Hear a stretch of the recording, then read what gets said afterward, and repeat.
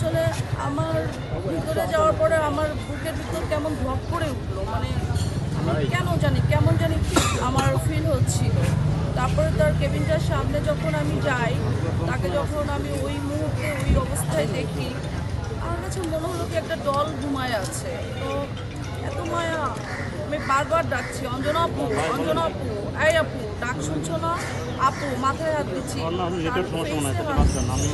বারবার তাকে মানে মানে তাকে আমি কথা বলার চেষ্টা করছি যে আমরা তোমার সহকর্মী এসেছি। আমি তারপর বলছি আমি বলি আমি আসছি।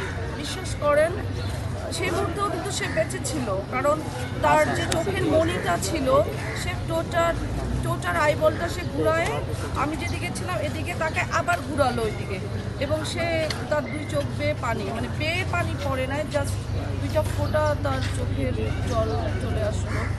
এবং আমি তখন কর্তব্যরত যে ডক্টর ছিল তাকে বললাম যে টিস্যু দেন, আপনি তো কান্না করছে, চোখে জল চলে আসছে, একটু গুছায় দিন।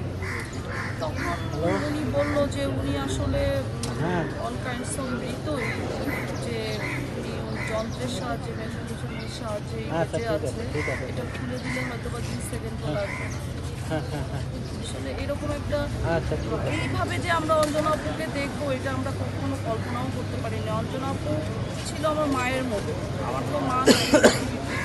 তো অঞ্জনা আপুর ফোনটা সবসময় মাসে 1-2 বার আসতো, এবং যখনই সে কল করতো 1-1.5 ঘন্টার আগে সে কল ছাড়তো না।